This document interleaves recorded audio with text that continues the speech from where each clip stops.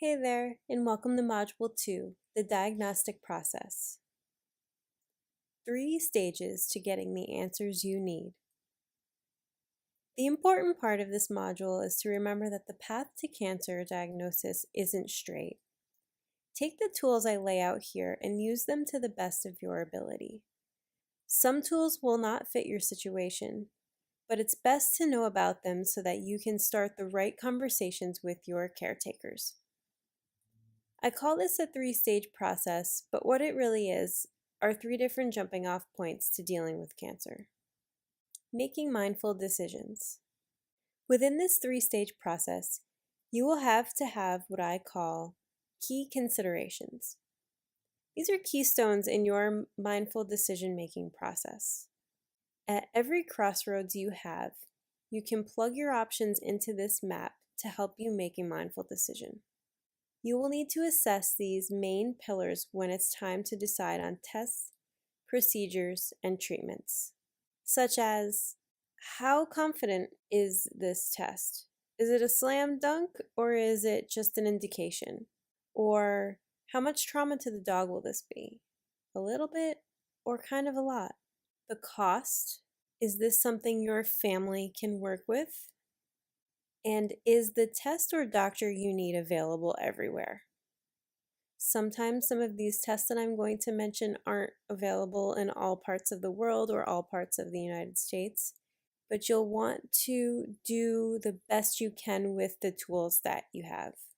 So these are some of the tools that you'll have when you are going through a cancer diagnosis. The first one I like to mention are X-rays. X-rays are important, but not all telling.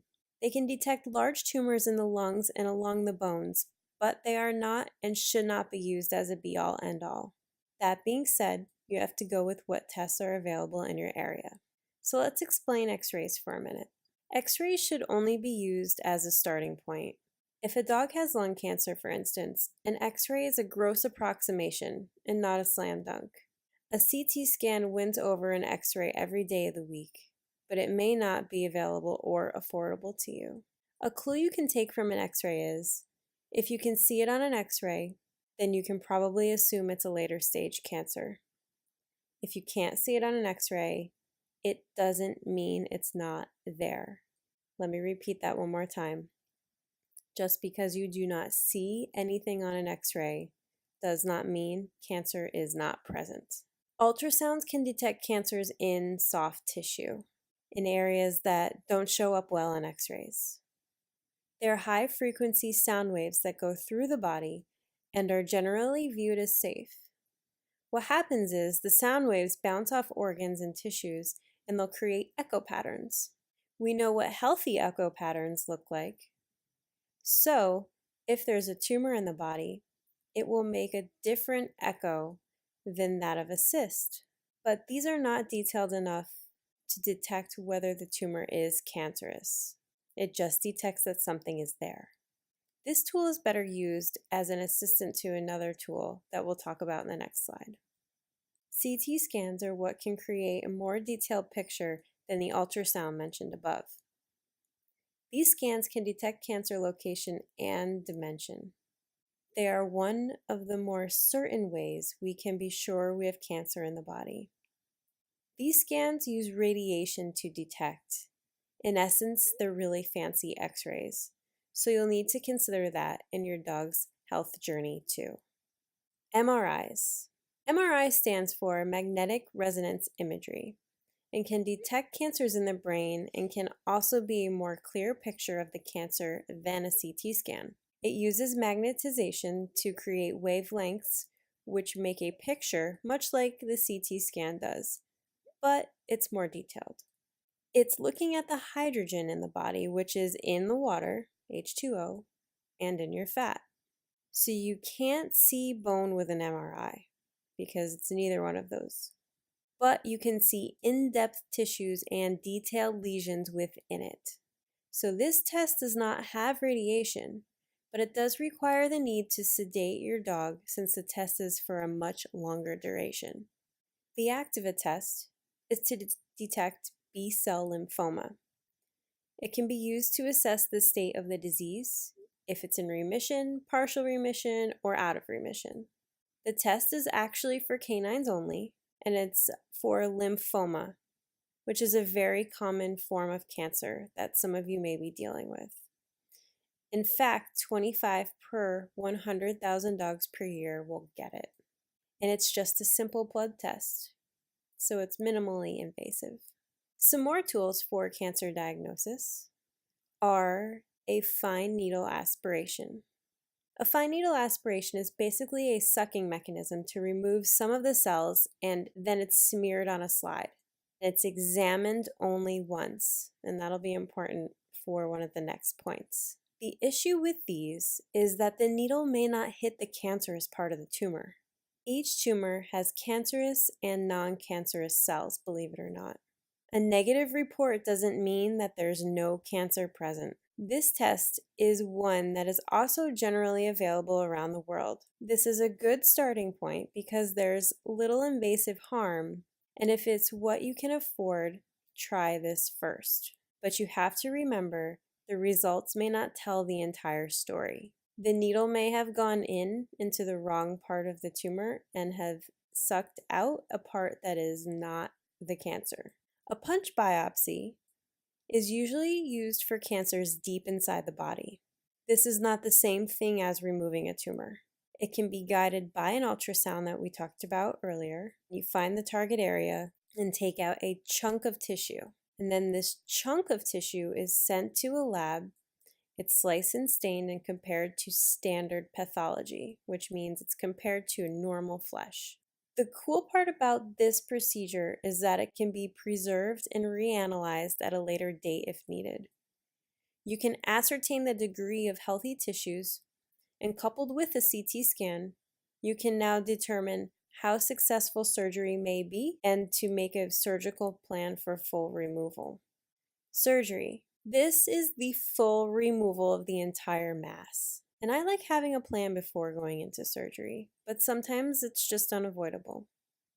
My only advice here is to try the best you can to tick off as many of the above tools that make sense for you before jumping into surgery. You want to create as much of the whole picture that you can. I wish I did. Your doctors as tools. So we had tools and tests before, but now here is how you use your doctors as tools. Did you know specialty vets do exist just like they do for humans? You wouldn't have a kidney problem and only go to your general practitioner, would you? No, you'd probably start there and then end up at a nephrologist. Same with dog cancer. Finding a veterinary oncologist is a very important part of your dog's cancer journey. The oncologist's sole job is to order the test from the pathologist and or the radiologists. He or she then can aggregate the reports and come up with a prognosis and a care plan. Now you can start to see why an oncologist is very important. They are the people who have access and the knowledge to make a formal prognosis and a care protocol. This is most likely out of the realm of your local vet. This is also another reason why vets are pressured, because they're asked to do more than they feel confident doing. Try your best to find someone trained to deal with this disease. If your local vet is your only option, then choose one that you are comfortable and confident with. But if you have the option, find an oncologist first. Once it's time for surgery, a board-certified surgeon is also really important. It's incredibly difficult to become one of these people. A regular vet can technically do your surgery, but if this is cancer we're talking about, you'd want to seek out the most qualified professional to do so. And in my opinion, that would be a board-certified surgeon. So back to our consideration scale. Now that you have all the major tools that are used to diagnose cancer, you can land them on the consideration scale for mindful decision making. So if we were to go back a few slides and looked at all of the grading and now compared it against all the tests and tools, we can see what's expensive, what's really a slam dunk, what is going to harm your dog, and if it's available everywhere. And you'll be able to print this slide out in a handout given along with the course. So into the steps. Jumping off point 1, at the vet. Here's what sometimes happens during a typical course of action. Your dog is not quite right, but you're not sure why. So you see a regular vet. This vet suspects cancer. So you do a bunch of tests that you're not even sure what they are, how much they cost, or if there's any detriment to your dog. They may then try to treat it all on their own. Depending on the severity, they may try to do everything themselves, or they send you to an oncologist where they order tests and create an action plan to beat your cancer. Your local vet may try to care for your dog as an oncologist would, and they would try to do it for many reasons. They may think it doesn't warrant an oncologist, and they think they can handle it. And then that scales all the way to the cynical version, which I really don't like believing it's true, but I know it did happen to me, is that the vets may try to keep you in their office. And I really, really don't think that that happens often, and I do not want to make anybody into a villain here. But I do want you to be aware that there are veterinary oncologists and that you should do your best to seek one out if your dog has cancer. So here's what mindful pet parents do. They know something's not right with their dog, and they know the clues of cancer. Then they go directly to an oncologist. If it's available, don't even waste your time.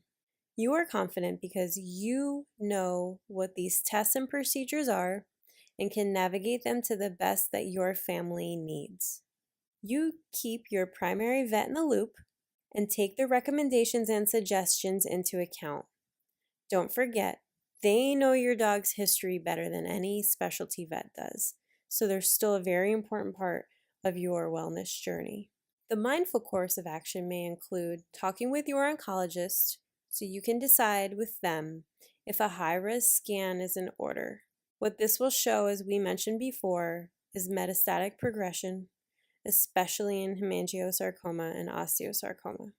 If you need an MRI or a CT scan of the entire body, which some say is actually a good thing to do every few years or so, especially if your dog has had cancer, because some cancers spread in certain areas and you don't really notice that it has spread until it's detrimental.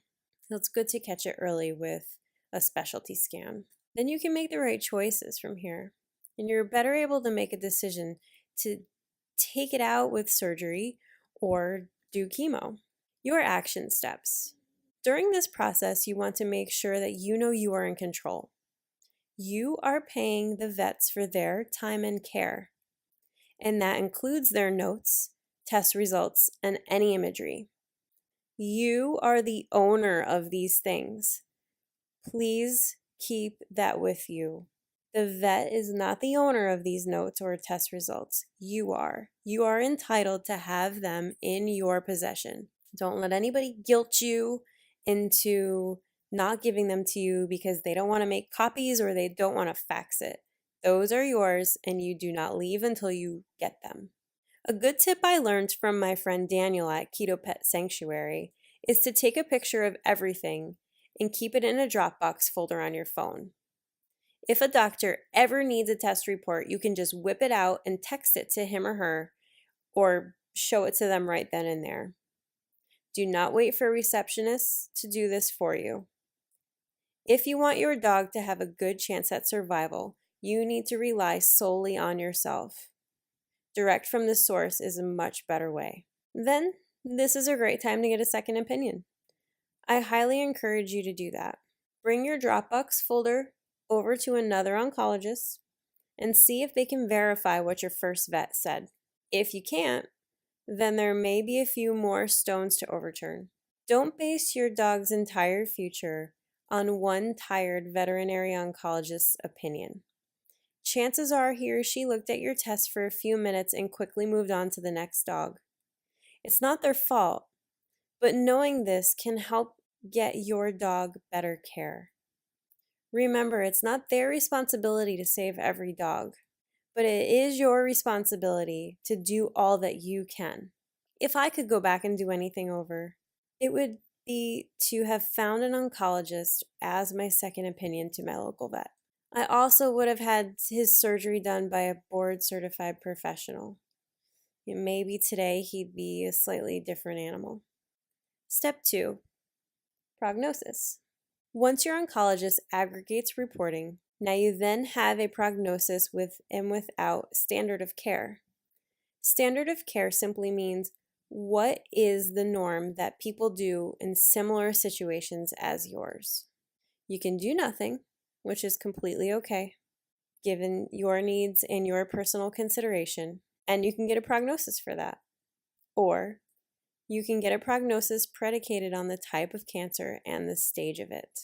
Here are some key questions to ask, just so you know you're on the same page with your vet. And remember, from what we learned in Module 1, ask to repeat if you do not understand, and repeat back in your own words so your vet knows you understand. You're doing great. Remember, by becoming mindful at how you handle this situation will lead you to better results in the future. Even if it's the pure fact that you felt confident that you did your best, can save you years of heartache and regret, just like how I feel. Don't be like me, know your options, and don't carry regret with you. Some key questions are, is the biopsy you did a slam dunk analysis? Meaning, is this 100% cancer and can you definitely define what it is? What's the prognosis for survivorship, both with and without standard of care? On a quality of life scale, how much will my dog's quality of life diminish if surgery, chemo, or radiation is used? Step 3, treatment. Tools for cancer treatment. If you choose chemotherapy for your dog, know what you're getting into. Most people who have their dog on chemo don't even know what kind it is. All chemo is not the same. Know what you're getting into by studying up on the drugs you're about to give your dog. You must know and weigh your options because chemo is poison. It's helpful poison, but it is poison, so you really need to know what you're doing. It's just the pure and simple truth. That doesn't mean you shouldn't do it, but it does mean that you have an obligation to know what you are doing and the effects that it will take on your dog mentally and physically. This is real stuff. If you choose to go the chemo route, I feel it's imperative to send your tissue samples to genetic testing. Since there are so many types of chemo, you want to know which ones will help your dog so you can get straight to the point, which is killing the cancer. Don't throw darts blindfolded. Genetic testing will help you assess the dosage, duration, and the confidence level of the efficacy of the chemo, so you can create your long-term strategy and if radiation is even appropriate. Radiation is high particle waves that also kill cancer cells. Radiation requires you to sedate your dog at least once a week. So you're going to want to know if this is necessary and the effects of the sedation before doing so. If you can find one, a hyperbaric oxygen chamber can sometimes be a better therapy instead. You can choose complementary medicine, which can be anything from essential oils to herbs to hyperbaric therapy, as we mentioned, acupuncture, massage, anything that helps along the rest of the cancer treatment that you're choosing to do. Just make sure that you let your vets know that that's what you're doing, because sometimes some of these complementary medicines are actually not complementary and they go against chemo and radiation. And diet, which we will be talking about in the next module, is another great form of treatment for cancer dogs. Fresh foods can restore vibrancy and quality of life. So it may not cure your cancer, but it'll make your dog's life 1,000 times better. And your final option is palliative therapy. It just may be in your family's best interest to choose this care, depending on your personal consideration chart mentioned earlier. Considerations before you start treatment: get a second opinion. I know I will say that over and over and over again, but get a second opinion on the stage and grade of cancer and also on your course of action. Is this treatment plan something two doctors would do? If it is, then you know you're headed in the right direction. But you may need some more considerations. And I really want you to just feel confident in your decision to go forward with your standard care or to find alternatives that fit your needs. And just don't rely solely on one individual who's tired and looked at your test results for probably a minute. And do DNA testing before initiating chemo.